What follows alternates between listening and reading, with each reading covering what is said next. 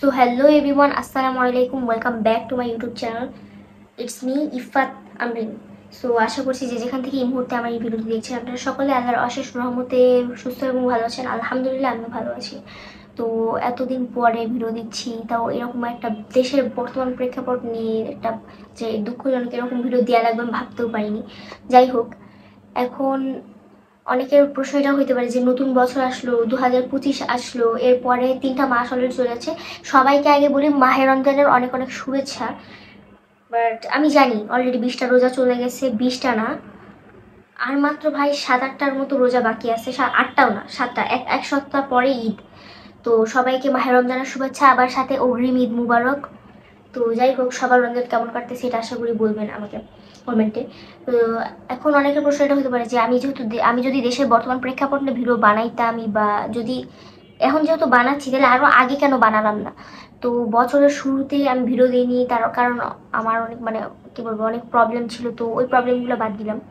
যাই হোক, আর দেশের বর্তমান প্রেক্ষাপট নিয়ে ভিডিও দিলেও এত দেরি করে ভিডিও দেওয়ার একটা কারণ হচ্ছে আমার সব কিছু প্ল্যানিং করা থাকলো বা ভিডিওর আইডিয়া থাকলেও আমরা মাঝখানে বাসা চেঞ্জ করছি।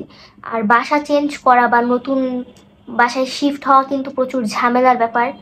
আর ভাই বাসা গুছানো, সব কিছু গুছিয়ে ওঠা, ওই টাইমে না পরিবেশ থাকে না ভিডিও বানানোর। তো যারা বাসা চেঞ্জ করেন ঘন ঘন, ওনারাই একমাত্র বুঝতে পারবে যে বাসা চেঞ্জ করা কতটা ঝামেলা। বাসা গুছানো, তারপরে পরিবেশ থাকে না ওই টাইমে ভিডিও বানানোর। তো আমি যতই চেষ্টা করি ওই টাইমে ভিডিও এই জন্য দিতে পারিনি। তো এখন আলহামদুলিল্লাহ আমরা আমাদের নতুন বাসায় শিফট হয়েছি, আলহামদুলিল্লাহ। সো এখন থেকে আমি চেষ্টা করব রেগুলার হওয়ার, ইনশাআল্লাহ। আর ঈদের পরেই আমার পরীক্ষা, তো আপনারাও আমার জন্য দোয়া করবেন। সো যাই হোক, আজকের ভিডিওটা একটু বড় হবে। তো এতদিনে দেশে কি হয়েছে, বা মাগুরার 8 বছরের যে শিশু আসিয়া, তারপরে আরও কতগুলো বাজে যে ওইগুলো নিয়ে আজকে ভিডিওটা হতে যাচ্ছে। তো আমি অনেক দিন পরেই ভিডিও দিচ্ছি, 3 মাস পর ভিডিও দিচ্ছি। এই 3 মাস পরে যে আমি এতদিন পর যে ভিডিও দিব, তাও যে এমন একটা খারাপ টপিক নিয়ে বা এমন একটা দুঃখজনক টপিক নিয়ে, বা আমাদের দেশের অবস্থা যে এত খারাপ হবে, এত জঘন্য অবস্থা হবে যে মেয়েরা আজকে কোথাও সেফ না আসলেই, তো এত বাজে অবস্থা হবে ভাই। এইসব এসব নিয়ে ভাই ভিডিও দিতে হবে আমি ভাবতেও পারিনি। তো যাই হোক, ইন্ট্রোটা দিয়ে দিলাম, এবার ভিডিওটা শুরু করা যাক। আজকের ভিডিওর কয়েকটা পয়েন্ট থাকবে।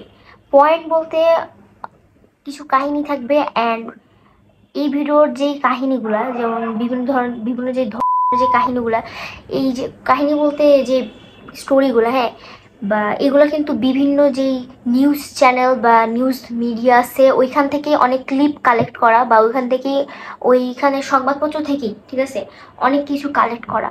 তো আমি যা বলবো আমি মিথ্যা বলবো না, অ্যান্ড যতটুকু বলবো সত্যই বলবো, ঠিক আছে। আর আমার যদি কোনো ভুল হয়ে থাকে, আমি নিজেও প্রচুর নার্ভাস, অনেক দিন পরে ভিডিও বানাইতে বসছি, তো নার্ভাস থাকাটা স্বাভাবিকই। তো যাই হোক, আমার যদি কোনো ভুল হয় বা কোনো কিছুতে যদি আমার কি বলবো মিস্টেক হয়, তাহলে একটু মিস্টেক হয় বা ভুল একটু হয় যদি, তাহলে ওইটাকে আপনারা ক্ষমাশীল দৃষ্টিতে দেখবেন আশা করি। সো ভিডিওটা শুরু করা যাক। আমাদের আজকের ভিডিওতে আমি বললাম আপনাদেরকে কয়েকটা ঘটনা শোনাবো, অ্যান্ড দেন আমি আপনাদেরকে কিছু ক্লিপও দেখাবো, ঠিক আছে।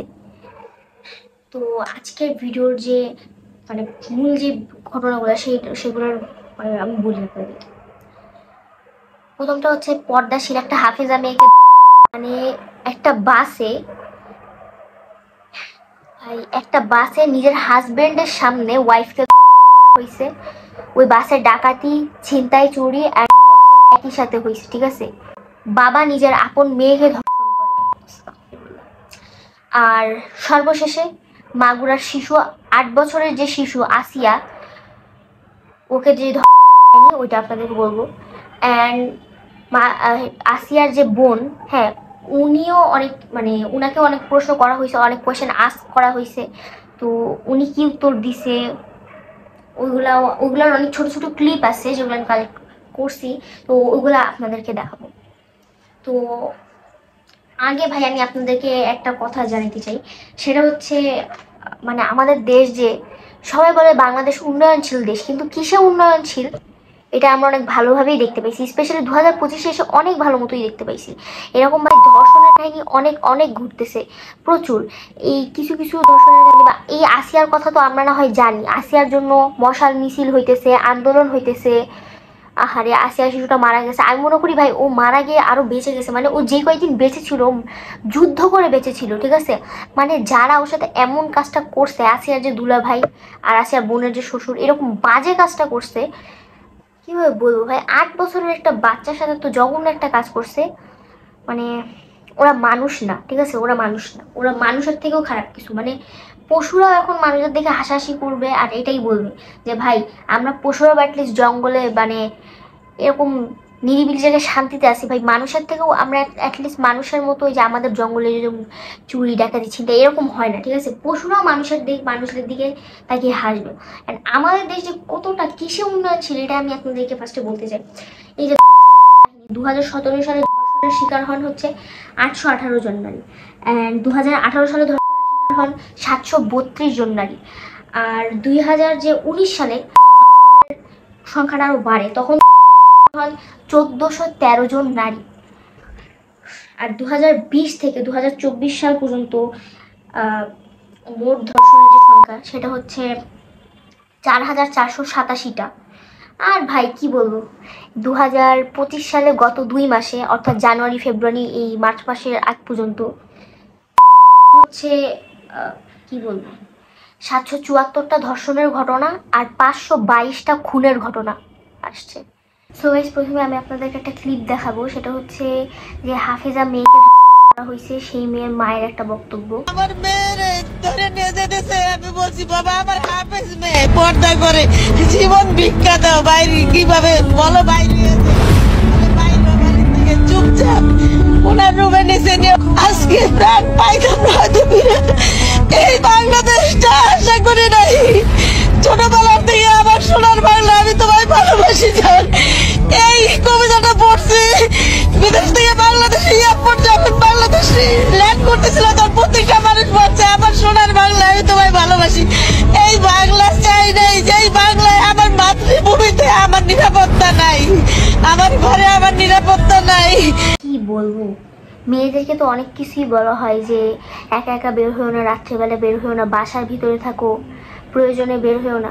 ভাই মেয়েদেরকে যে বলে যে একা একা বের হয়েও না, মাহারাম পুরুষ নিয়ে বের হও বা নিজের সাথেই কোনো পুরুষকে নিয়ে বের হও। হ্যাঁ, একটা মহিলাকে তার বাসের মধ্যে হাজবেন্ডের সামনে হয়েছে, তারপরে যে মেয়েদেরকে বলে বাসায় থাকো, বাসার মধ্যে ভাঙচুর করে বাসায় ঢুকে মার মেয়েকে মিলে ধর্ষণ, মানে মার মেয়েকে। একটা মেয়ে যে বাসায় বা নিজের মানুষ আপন মানুষদের কাছে সেফ থাকবে, কিভাবে সেফ থাকবে?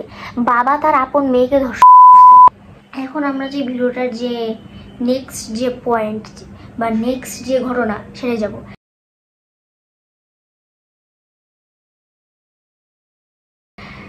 সেটা হচ্ছে একটা বাসে ঢাকা টু রাজশাহী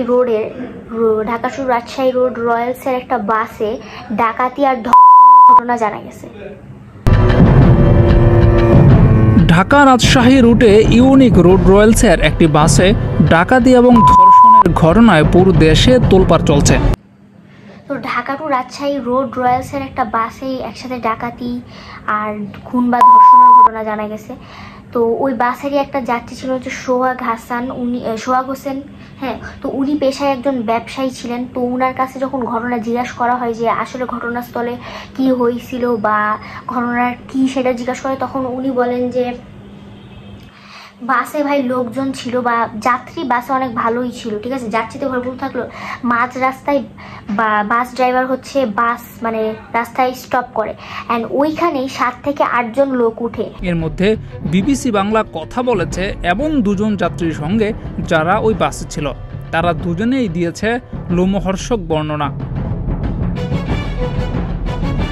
বিবিসি বাংলা যাদের সঙ্গে কথা বলেছে তাদের মধ্যে একজনের নাম সোহাগ হাসান। তিনি পেশায় ব্যবসায়ী। তিনি বলেছেন গাড়িটি যাত্রী বোঝাই থাকলেও চালক ও তার সহযোগী মাঝ রাস্তায় আরো 7-8 জনকে তোলে। তো ওই 7 থেকে 8 জন লোক উঠার পরে একজন হচ্ছে ড্রাইভারের সিটে গিয়ে মানে গাড়ি চালাইতে থাকে। বাকি যে কয়জন লোক ছিল ওইখান থেকে 1-2 জন লোক কি করে 2টা মহিলাকে মিলে বাসের পিছনের সিটে নিয়ে অ্যান্ড আর বাকি যারা ছিল তারা হচ্ছে অন্যদের গলায় হচ্ছে চাকু ধরেছিল বা ছুরি ধরেছিল, অ্যান্ড ওখানে নাকি কয়েকজনকে হয়তো ছুরি মারাও হয়েছে। আর ভাই ওই যে সোহাগ হোসেন ওনার কাছে যে জিজ্ঞাসা করা হয়েছিল, তো ওনার কাছেও হচ্ছে টাকা চাইছিল। ওনার কাছে টোটাল 1,20,000 টাকা ছিল। তো উনি 20,000 টাকাই দিচ্ছিলেন ওখান থেকে, 1,20,000 টাকা থেকে উনি 20,000 টাকা দিচ্ছিলেন। কিন্তু বাসের ড্রাইভার বলতেছিল যে না, ওনার কাছে আরও টাকা আছে, শুধু 20,000 টাকা না। তিনি আরও বলেছেন, আমার কাছে 1,20,000 টাকা ছিল, আমি সেখান থেকে 20,000 টাকা বের করে দেই। তখন গাড়ির চালক ও সহযোগীরাই বলে দেয় আমার কাছে আরও টাকা আছে। আর কি বলবো। আর ভাই ওই বাসে যারা ছিল 2 থেকে 3 ঘন্টা, মানে ওনারাই বলছে, যাত্রীরাই বলছে যে এমন মানে বাজে চিৎকারের আওয়াজ শোনা গেছে। হ্যাঁ, তো ছাড়া ওই রকম চিৎকার ভাই কেউ দিবে না। আর তাছাড়া যেই দুজন নারীকে হিন্দু নারী হয়তো, যাই হোক, একজনের বয়স হয়তো 25 থেকে 30-এর মধ্যে, আর আরেকজনের বয়স হয়তো 20-25-এর মধ্যে ছিল, এরকম। 5-6 জনকে ছুরিও মারে ওরা। এই ভয়ে কেউ কোনো কথা বলেনি। তিনি আরও বলেছেন, সেখানে 2 জন নারীর চিৎকার শোনা গিয়েছিল। তাদের মাঝে একজন হিন্দু ছিল, তার সাথে তার স্বামীও ছিল। তারা ওই নারীকে টেনে পেছনের সিটে নিয়ে ধর্ষণ করে। তার স্বামী বাধা দিতে গেলে তাকে মারধর করে। বাসের আরেক যাত্রী জানিয়েছেন 2 জন নারীকে ধর্ষণ করা হয়েছে। একজনের বয়স 20 বছর, আরেকজনের বয়স 25 থেকে 30 বছর হবে। তার মধ্যে হিন্দু নারীকে টেনে পেছনের সিটে নিয়ে যায় এবং আরেকজনকে তার বসা সিটের মধ্যেই নির্যাতন করে। এছাড়া বাসের মধ্যে অন্য যে নারীরা ছিল তারা সবাই কমবেশি শ্লীলতাহানির শিকার হয়েছেন। বিবিসির এই প্রতিবেদন থেকে আরও জানা যায়, বাসের চালক সহযোগীরা আটক হলেও তারা জামিনে মুক্ত হয়েছে। এবার আমরা আমাদের ভিডিওর যে নেক্সট পয়েন্ট বা নেক্সট যেই স্টোরি সেটাই আসি, বা নেক্সট ঘটনায় আসি। সেটা হচ্ছে যে হবিগঞ্জের মাধবপুরের একটা কিশোরী মেয়ে তার বাবার কাছে ধর্ষিত। হবিগঞ্জের মাধবপুরে নিজের কিশোরী মেয়েকে ধর্ষণের অভিযোগ উঠেছে এক বাবার বিরুদ্ধে। কোন মূল ঘটনায় আসি। হবিগঞ্জের মাধবপুরের যে কিশোরী মেয়েকে ধর্ষণের ঘটনায় যে বাবার বিরুদ্ধে একটা মামলা আসে। সেটা হচ্ছে ধর্ষিতা মেয়ের যে বাবা, ধর্ষিতা মেয়ের মা ও বাবার বিচ্ছেদ হয়ে গেছে বা ডিভোর্স হয়ে গেছিল প্রায় 12 থেকে 13 বছর আগে। মামলার বিবরণে জানা যায় তার মা ও বাবা প্রায় 12 থেকে 13 বছর আগে আলাদা হয়ে যান। তার মা আর বাবার ডিভোর্স হয়ে যাওয়ার পরও যেই মেয়ে ছিল, সেই মেয়ে হচ্ছে তার বাবা সাক্কু মিয়ার কাছেই ছিল, সাক্কু মিয়ার কাছেই বড় হয়েছে। এরপর মা অন্যত্র বিয়ে করে চলে গেলে সে বাবার কাছে থেকে বড় হয়। তো পরবর্তীতে যেই ধর্ষিতা মেয়ের বাবা বা যে মেয়ে ধর্ষণ করা হয়েছে, ওই মেয়ের যে বাবা যে সাক্কু মিয়া, উনি পরে 4টা বিয়ে করে। তার বাবা সাক্কু মিয়া 4টি বিয়ে করেছেন। কিশোরী যে মেয়েটা, সেই মেয়েটা এখন তার সৎ মায়ের সাথে থাকতো, মানে সৎ মায়ের সাথে থাকে আর কি। তো মানে এই ঘটনার এই মামলায় উল্লেখ করা হয়, বা এই মামলার যে ভিতরে ঘেটে ঘুটে আরও জানা গেছে যে প্রায় 3 থেকে 4 মাস আগে যে সাক্কু মিয়া তার মেয়েকে শরীর টিপার কথা বলে যে রুমে ডেকে নিয়ে জোরপূর্বক ধর্ষণ করার চেষ্টা করে। তো আমি এখানে কিছু ক্লিপ অ্যাড করে দিচ্ছি যে বাবা তার মেয়েকে ধর্ষণ করছিল, তাকেই অনেক কথা জিজ্ঞেস করা হয়েছে। তো এই যে 3 থেকে 4 মাস আগে জোরপূর্বক ধর্ষণ করার চেষ্টা করছে, তো এই কথাটা উনি অনেক চাপা দিয়ে রাখছিল, বাট চাপা দিয়ে রাখতে পারে নাই। আশেপাশে সবাই যখন জানতে পারছে ঘটনা, তখন এটা সবার কাছে উঠে আসছে অ্যান্ড উনার বিরুদ্ধে মামলা হয়। এলাকাবাসী অভিযুক্ত ব্যক্তিকে আটক করে পুলিশে দিয়েছেন। ন্যাক্কারজনক ঘটনাটি ঘটেছে মাধবপুর উপজেলার নোয়াপাড়া ইউনিয়নের বেঙ্গাডোবা গ্রামে। মেয়েরা কিভাবে দর্শন করছো? তুমি বাপ না? তোমার কি সৎ মেয়ে না আপন নিজের ঘরের মেয়ে? হ্যাঁ, বুঝতে পারছো না? দর্শন করছো তো? করছো নি? দর্শন করছো নি? করছো নি? তো উনার অবশ্যই শাস্তি দেওয়া উচিত। আমি চাই যে যারা যে করে, হ্যাঁ, তারা তো ভাই মানুষ না, ঠিক আছে? মানে একটা মেয়ে তার বাবার কাছে পর্যন্ত সেফ না। তো ক্লিপগুলো দেখার পরে আপনাদের মতামতটা ভাই কমেন্টে আমাকে জানান যে এই মেয়ের বাবার যে শাস্তি কি হওয়া উচিত। তো আমরা এখন আজকে আমাদের ভিডিওর লাস্ট স্টোরি বা মূল যে ঘটনাটা, যে আসিয়ার সাথে কি হয়েছে, এটা নিয়ে আজকে এখন যে কাহিনীটা সেটাই আমরা বলবো। তো 4ই মার্চ আসিয়া তার মায়ের কাছে বায়না করে যে সে এবারে রোজার ঈদ বা রমজান মাসে যে ছুটিটা দেয় স্কুল থেকে সেই ছুটিতে তার বোনের শ্বশুর বাড়ি যাবে। তো যেই কথা সেই কাজ। 4ই মার্চের পরের দিন 5ই মার্চ আসিয়ার মা হচ্ছে আসিয়াকে নিয়ে তার বোনের শ্বশুর বাড়ি যায়। তার বোনের শ্বশুরবাড়ি যেদিন আসিয়ার মা আসিয়াকে রেখে আসতে গেছিলো সেই দিনই আসিয়াকে রেখে উনি আবার নিজের গ্রামে ব্যাক করে, কারণ স্বাভাবিক উনার গ্রামে ঘরবাড়ি দেখভাল করার মতো বা উনার ঘরের টেক কেয়ার করার মতো কেউ ছিলই না বাসায়। তো উনি আবার ওই দিন গ্রামে ব্যাক করে যায়। যেদিন আসিয়াকে উনি তার বোনের শ্বশুরবাড়ি দেয় ওই দিন নিজেই উনি গ্রামে, তারপরের দিন মানে ওই দিন বিকালেই উনি আবার নিজের গ্রামে ব্যাক করে। তো আসিয়া সারাদিন অনেক ভালো মতোই ছিল। তো তখনই আসিয়াকে যখন ওর মা তার বোনের শ্বশুর বাড়ি রেখে যায় তখনই দুইজন যে নরপিচাস আসিয়ার বোনের মানে আসিয়ার যে দুলাভাই মানে আসিয়ার বোনের জামাই আর আসিয়ার বোনের শ্বশুর এই দুইজনের যে বাজে নজর বা কুনজর পড়ে আসিয়ার দিকে। তো তারা আসিয়াকে দেখেই প্ল্যান করে রাখে রাত্রেবেলা যে তারা আসিয়ার উপরে পাশবিক নির্যাতন চালাবে।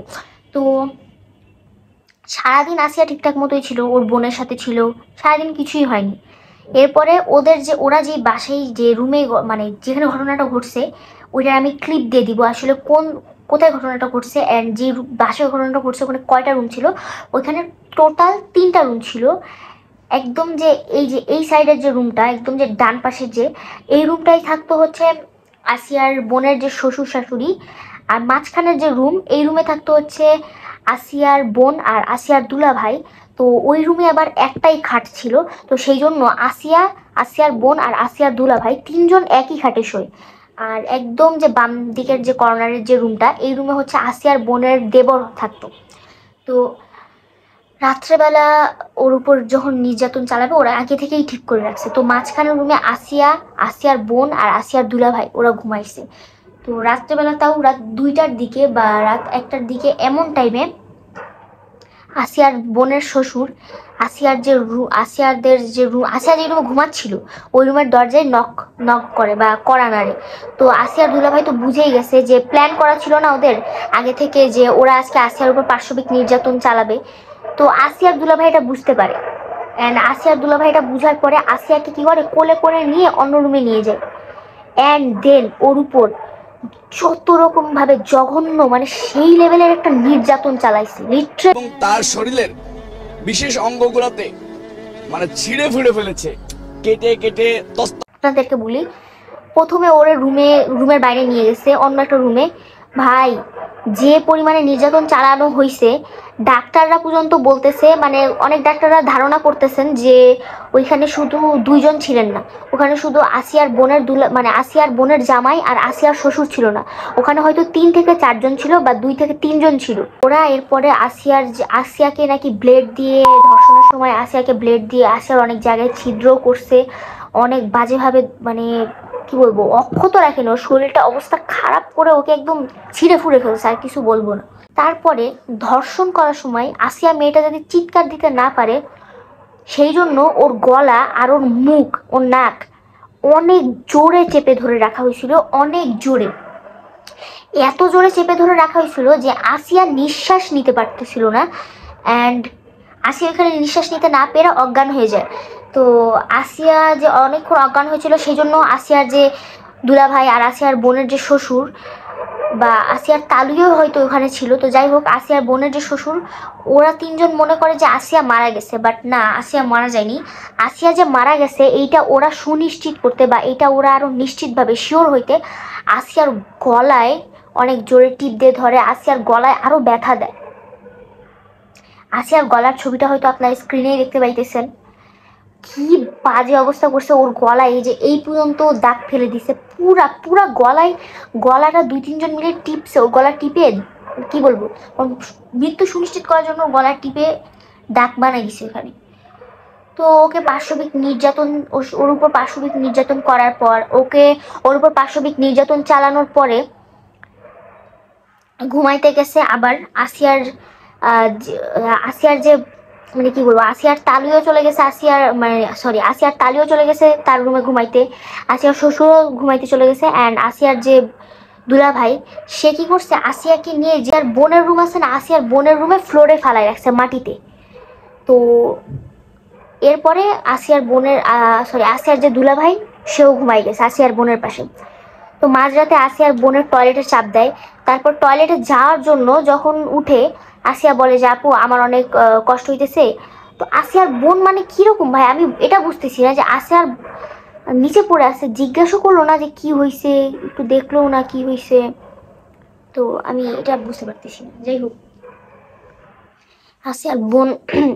আসিয়ার বোন মনে করে যে হয়তো রাত্রিবেলা উঠে হয়তো মানে ঘুমের মধ্যে হয়তো এমনি মাটিতে অনেকক্ষণ পড়ে আছে, এরকম মাটিতে হয়তো পড়ে গেছে, তাই কষ্ট হইতেছে, জ্বালাপোড়া করতেছে। মানে এত কিছু যে হইলো, গলায় লিটারালি দাগ পড়ে গেছে, এইটা এতক্ষণ খেয়াল করেই নাই আসিয়ার বোন।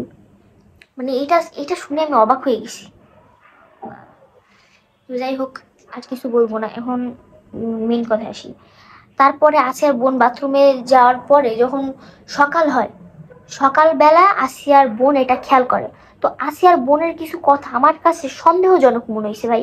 কেন মনে হয়েছে আমি কিছু ক্লিপ দেখাই। আসিয়ার বোন, আপনি তো যেদিন ধর্ষণ হয়েছে আপনি তো এখানে ছিলেন না? যেদিন ধর্ষণ হয়েছে সেদিন নিয়ে আপনি কিছু কথা বলছেন টেলিভিশনের সামনে, আমরা দেখেছি, সারা বাংলাদেশের লোক দেখছে। তো আপনি বলছেন, একবার বলতেছেন যে আমি ওয়াশরুমে গেছিলাম, এই সুযোগে ধর্ষণ হয়েছে।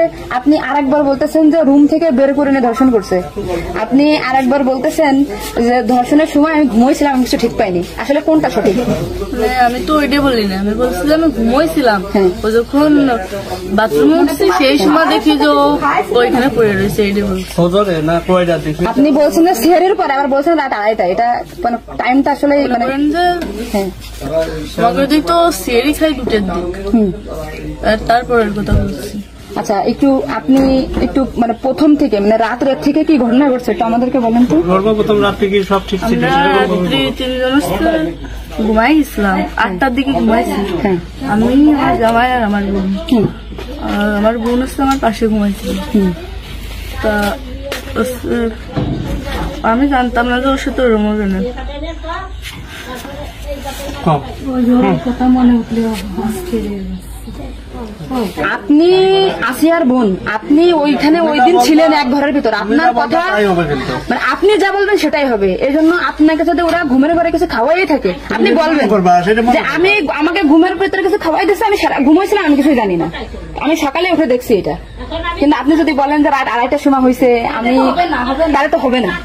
আপনার কথা শোনার জন্য বাংলাদেশের লক্ষ লক্ষ মানুষ অপেক্ষায় আছে যে আপনি আসলে যেখানে ছিলেন, আপনি যেহেতু বোন, আপনার বাড়ি যাই হয়েছে ধর্ষণটা, সেহেতু আপনি তো মানে জায়গায় ঘরে ছিলেন, আপনি যা বলবেন সেটাই হবে। কিন্তু আপনি যদি এরকম ভুলভাল কথা বলেন তাহলে আলাদা বক্তব্য দিতে আমাদের এখানে যা দিয়েছে না টোটালি কিন্তু আপনি তো এই কি মাগুরা নিউজে আছেন না? আমি আছি মাগুরা নিউজে, আমি দৈনিক ঘরে ডেকে কাদের সাথে মিল না রাখে আসলে আপনার আপন বোন, বিষয়টা সেইভাবেই আসলে বলতে হবে। আর এখানে যে আপনি আপনার স্বামীরে বাঁচাই দিলেন বা আপনার শ্বশুরে বাঁচাই দিলেন এরকম না, কিন্তু এতটা সহজ হবে না। কিন্তু বরঞ্চ আপনার এই আপনি যদি তাল্টে পাল্টে কথা বলেন, বিবাদ কিন্তু আপনার নিকটেই, বিবাদ কিন্তু আপনার। আপনি এটা ঘুরে বেড়াচ্ছেন, এটা ঘুরে বেড়াইতে পারবেন না, আপনিও কিন্তু ওদের সাথেই যুক্ত হইতে হবে আপনার। তার মানে উনি একবার বলতেছে কি জানেন, আমি টয়লেটে গেছিলাম তখন ধর্ষণ হয়েছে, একবার বলতেছে বারে বারে আপনাদের কাছে আসতেছি শুধু ওই একটা কারণে। কিন্তু মানে আপনাকে যদি খাওয়াই থাকে আপনি বলেন যে আমার খাওয়াইছে, আমি কিছুই জানি না, সকালে উঠে দেখেছি আমি এই অবস্থা। কিন্তু আপনি যদি টাইম উল্টো পাল্টা বলেন তখন তো মনে করেন আমাদের বাংলাদেশের লোক। আপনি সকালে আপনার ঘুম ভাঙছিল কয়টায়, মানে যখন আপনি দেখছেন আপনার বোন তখন কোথায় ছিল?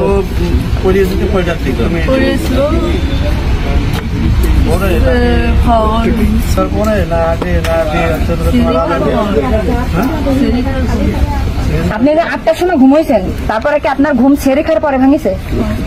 তার ভিতরে আপনি কিছুই জানেন না। আপনি সুন্দর করে এখন যখন বললেন, কিন্তু মাঝে যে কথাগুলো বলেছেন এগুলো তো আসলে আপনি রিল্যাক্সে বলেন। এই আপনার ভাই, এগুলো আপনার ভাই, আমরা আপনার বোন, আসি আমার বোন, আসি আমাদের বোন, আমি নিজের এখন আসি। আপনি যদি এই কথা উল্টো পাল্টা বলেন। একটা ক্লিপে আসিয়ার বোন বলতেছে যে সেইটা সাহারি খাওয়ার সময়, মানে অনেকে উঠে না যে রমজানের মধ্যেই তো হয়েছে। তো অনেকে যখন জিজ্ঞাসা করছে যে সাহারি খান না আপনারা বা টের পাননি। আসিয়ার বোন একবার বলতেছে যে ঘুমের সময় হয়তো ওকে কিছু মিশাই খাওয়াইছে, যার কারণে ওর ঘুম ভাঙেনি।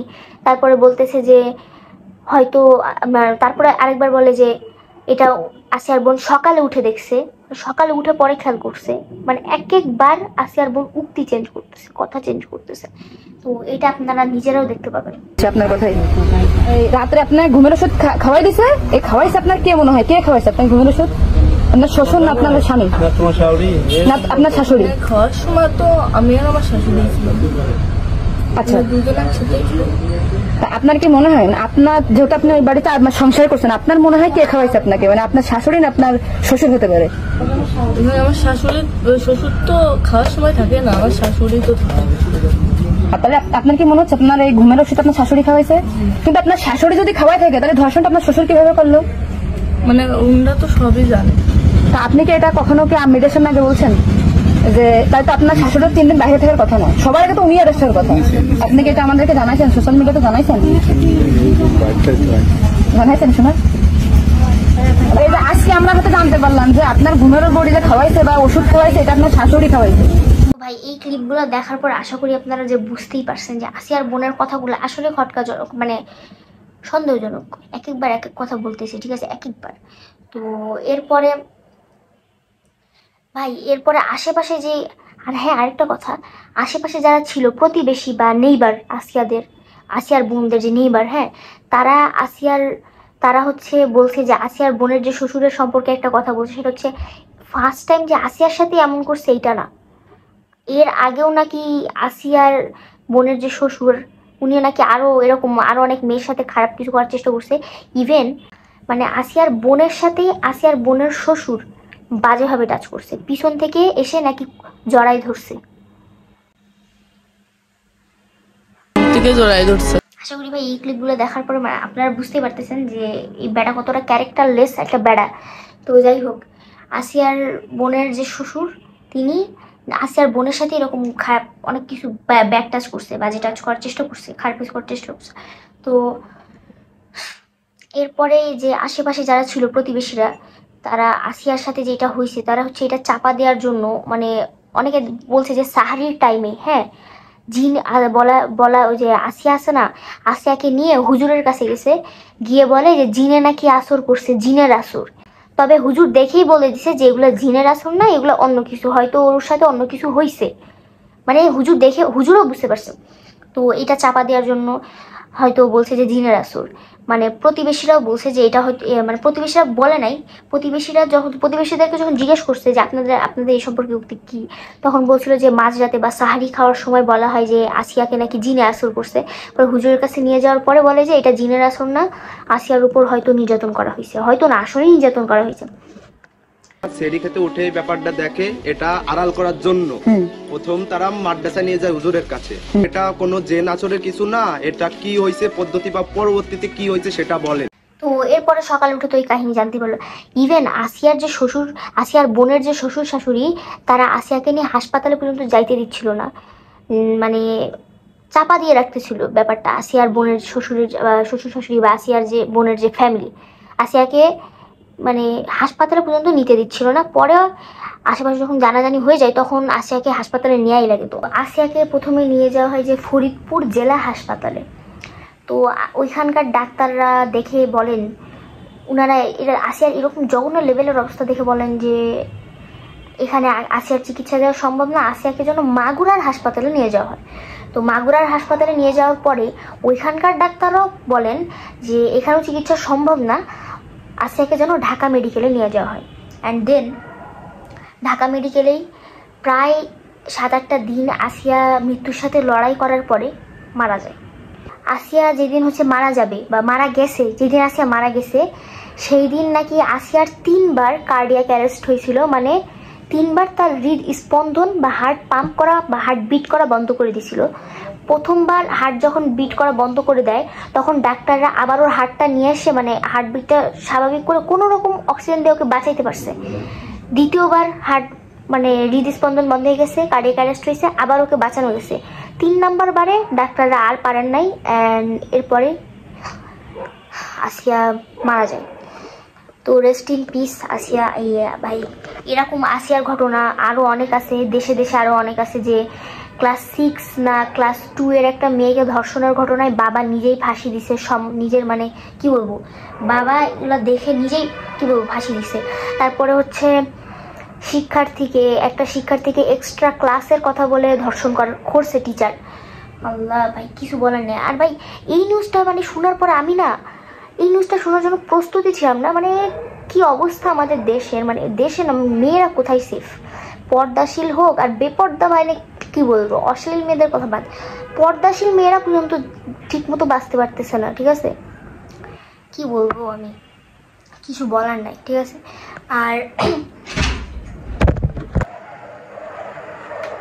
আর ভাই এই নিউজটা দেখার জন্য আমি নিজেও প্রস্তুত ছিলাম না যে বাবা নিজের আপন মেয়েকে ধর্ষণ করছে। কিছু বলার নাই ভাই। ক্লিপগুলো তো আমি অ্যাডই করে দিছি, আশা করি আপনারা ক্লিপগুলো দেখছেন। অ্যান্ড মানে এইগুলো যে ফেক নিউজ না, ঠিক আছে, আশা করি এটা বুঝতে পারছেন। আমি ডাক্তারদের ক্লিপ অ্যাড দিছি, অ্যান্ড যেইখান থেকে বা যেই নিউজ চ্যানেলগুলো থেকে, নিউজ ফিড থেকে আমি ক্লিপগুলো নিছি, ওইখানের অনেক ক্লিপগুলো আপনাদেরকে দেখানোর চেষ্টা করছি। অনেক ক্লিপে আছে হয়তো আমি পাই নাই, বা এগুলো নিয়ে যখন আমি ভিডিও বানানোর জন্য রিসার্চ করতেছিলাম সেগুলো নিয়ে অনেক মানে কি বলবো অনেক ক্লিপই আছে হয়তো পাই না, বাট যেগুলো পাইছি সেগুলো মানে রিয়েল ফুটেজগুলো আমি আপনাদেরকে দেখানোর চেষ্টা করছি, বা যেই আসলে যে মূল যে ঘটনা সেখানে কার উঠতে কী ছিল এগুলো দেখানোর চেষ্টা করছি। আসিয়ার বোনের কথাগুলো আমি দেখানোর চেষ্টা করছি আপনাদেরকে। সো আশা করি আপনারা বুঝতে পারছেন সব কিছু। এখন অনেকেই বলতে পারে যে এত যে আমাদের দেশে রেপ হচ্ছে বা এত যে ধর্ষণ হচ্ছে, এখানে অনেকে বলবে যে শুধু ছেলেদের দোষ, আবার অনেক বলবে শুধু মেয়েদের দোষ। ভাই আমি একটা কথা বলি, এক হাতে তালি বাজে না। ঠিক আছে, ছেলেদেরও দোষ আছে, মেয়েদেরও দোষ আছে। আমাদের দেশে কিছু পুরুষ নামে কাপুরুষ আছে যাদের চাহনি খারাপ বা যাদের মেন্টালিটি প্রচণ্ড খারাপ, এরা পর্দাশীল কি, এরা মানে যারা বাসায় যেসব মেয়েরা থাকে বাইরেই বেরোয় না, ওইসব মেয়েদেরকে পর্যন্ত ছাড়ে না। হ্যাঁ, খাঁজ পর্দা যেসব মেয়েরা করে। আর ভাই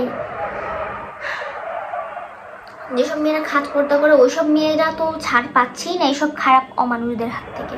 তো আর কিছু কিছু মেয়ে আছে যারা খুবই অশালীল, খুবই বাজেভাবে চলাফেরা করে, মানে প্রচুর খারাপভাবে চলাফেরা করে।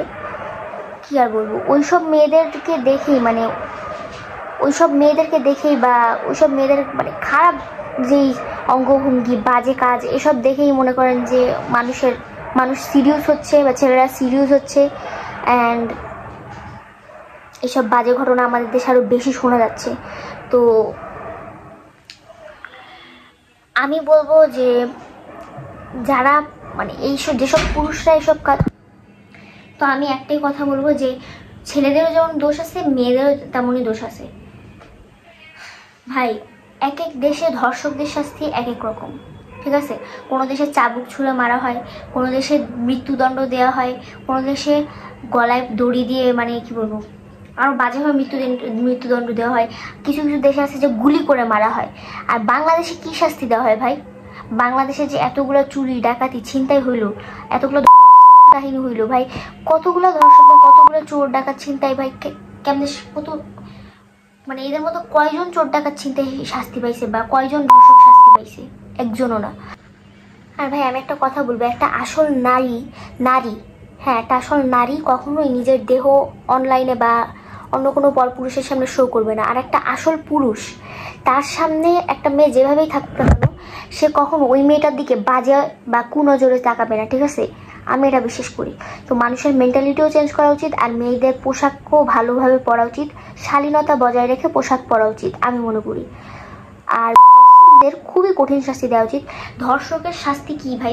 এভাবে দেওয়া উচিত আমাদের দেশে, বুক থেকে পা পর্যন্ত মাটির নিচে পুঁতে মাথা বা যেইটুকু শরীর বা দেহ মানে যেটুকু শরীর বের হয়ে থাকবে বা মাথা তো বের হয়ে থাকবে না, হাত পা বেঁধে বা হাত পায়ে যে গলা পর্যন্ত মাটি দিয়ে পুঁততে হবে। পুঁতে ওদের মাথার মধ্যে চাবুক ছুঁড়ে মারতে হবে, তা নাহলে পাথর মেরে মেরে মেরে মেরে ওদেরকে এভাবে রক্তাক্ত করে মেরে ফেলে দিতে হবে।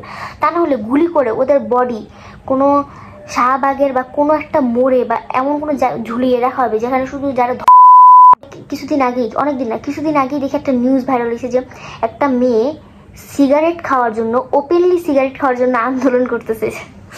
কি বলবা, কিছু বলার নাই ভাই এসব মেয়ে বা এসব ছেলেরা যে যারা অনেক বড় ফিমেনিস্ট হ্যাঁ, বা যারা হচ্ছে দেখবেন যে যেসব পুরুষ নামের হিজলা আছে, কিছু হিজলা আছে চুল লম্বা রাখে, আবার মেয়েদের মতো কাপড় পরে, পরে কাছে যায় দেখি, দূর থেকে দেখে মনে একটা মহিলাই দাঁড়ায় আছে, পরে কাছে যায় দেখে একটা পুরুষ বা একটা বেটা।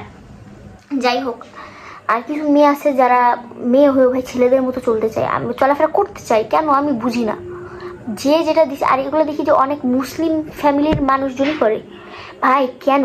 এদের ফ্যামিলির প্যারেন্টিংয়ের সমস্যা, নাকি এদের মন মানসিকতায় সমস্যা, নাকি বাপ মা ছাড়া অনাথ শিশু না এতিম শিশু? মানে আসলে কোনো ভদ্র ফ্যামিলির ছেলে মেয়েদের তো এগুলো করার কথা না। মানে একটা মেয়ে সিগারেট খাইতেছিল, খুবই বাজে একটা কথা। আচ্ছা মেয়ে খাক বা ছেলে খাক, পরে একটা চাচা বলে যে রমজান মাসে এমনি তোমরা সিগারেট খাও না, প্রকাশ্যে রমজান মাস হোক, বাট প্রকাশ্যে সিগারেট খাইতে নিষেধ করে। ওই চাচার মাথায় হচ্ছে একটা কাপ ছুঁড়ে মারছে, একটা কাপ ছুঁড়ে মেরে চাচার মাথায় ফাটাই ফেলছে। ভাই মেয়েটা, মানে সেই মেয়েটা কত খারাপ কাজটা করছে, আবার সে কি চায় যে মেয়ে হয়ে ওপেনলি সিগারেট খাওয়ার অধিকার চাই। এখন ওদেরকে জিজ্ঞাসা করা হয়েছে যে কেন আন্দোলন করতেছেন, পরে ওই মেয়েটা হয়তো বলছিল এমন একটা কথা বলছিল যে মেয়েদেরকে অনেক ধর্ষণ করা হয় বা এই সে অনেক কিছুই বলছে। বাট ভাই এই যে যারা এরকম ফাইজলামো করে যেসব মেয়েগুলা, ভাই দেখবেন যে ধর্ষণ হইতেছে, চুরি ছিনতাই ডাকাতি হইতেছে, তখন দেশে এদের কোনো খবর নাই। যদি কেউ বলে তোমরা মেয়ে হয়ে ছেলেদের মতো চইলো না, তখনই আন্দোলন শুরু করবে। মানে ভাই কি সিরিয়াসলি, দেশে এত বড় বড় ইস্যু গেল, এত বড় বড় সমস্যা হইলো, তখন আন্দোলনের খবর নাই। আর এখন খালি নিষেধ করছে যে সিগারেট খাইতে নিষেধ করছে, বা প্রকাশ্যে সিগারেট খাইতে মানা করছে একটা চাচা, তাই জন্যই আন্দোলন শুরু। বাহ, ওয়াও, क्या सीन है ভাই, ওয়াহ, মানে কিছু বলার নাই। যাই হোক, আজকের ভিডিওতে অনেক কথা বললাম, আর কিছু বলার নেই আমার আপাতত। দেখি ইনশাল্লাহ আমরা খুব দ্রুতই আমাদের মেইন কন্টেন্ট বা ব্লগিংয়ে ব্যাক করবো। আসলে আমার মেজো বোন আর ছোটো বোন, আমার যে দুই বোন ইফরা ইব্রা, ওরা প্রচুর অসুস্থ। তারপরে আমাদের টিমমেট সায়ান বা আমার ভাই, হ্যাঁ আমার ভাই সায়ানও অনেক অসুস্থ ছিল, এখন আলহামদুলিল্লাহ অনেকটা সুস্থ হয়েছে। বাট এখন সায়ানও অসুস্থ ছিল। তো আমাদের মধ্যে শুধু আমি আর ফাতেমাই সুস্থ আছি। বাট আমার আবার ঈদের পরে পরীক্ষা, তার মাঝখানে আবার ঈদ তো আসতেছে আর মাত্র কয়েকদিন মানে এক সপ্তাহ, এরপরেই ঈদটা যাবে আর পরীক্ষা শুরু হবে। তো এই জন্যই আমি মানে ভিডিও দিতে পারতেছি না। আর এর মধ্যে তো বাসা চেঞ্জ করছি, বাসা এখনো মানে সব কিছু গুছানো হয়নি, আর কিছু জিনিস আছে যে বাসায় গুছানো বাকি। বাট তাও যাই হোক, আলহামদুলিল্লাহ আমরা 1-2 দিনে উঠেই পুরো বাসা মানে 100%-এর মধ্যে 97-98% কমপ্লিট করে ফেলেছে, আর 2% হয়তো গুছানো বাকি। বাট যাই হোক, আলহামদুলিল্লাহ সব কিছু আপাতত আমাদের বাসা গুছানো শেষ। বাট আমার team member Ifra, Ibra, Sayan ওরা খুবই অসুস্থ। সায়ান তো সুস্থ হয়ে গেছে আলহামদুলিল্লাহ এখন, বাট ইফরা ইব্রা ওরা দুজন প্রচুর অসুস্থ, ওদের জন্য একটু দোয়া করবেন গাইস, আপনারা ওদের জন্য দোয়া করবেন। অ্যান্ড ইনশাল্লাহ আমরা খুব দ্রুত আবার ফানি ভিডিও অ্যান্ড ফানি ব্লগসে ব্যাক করবো ইনশাল্লাহ। ঈদের ব্লগ ইনশাল্লাহ আসবে। তো সেই পর্যন্ত মানে ইনশাল্লাহ আপনার সাথে অন্য কোনো ভিডিওতে দেখা হবে, পরবর্তীতে কোনো ভিডিওতে দেখা হবে।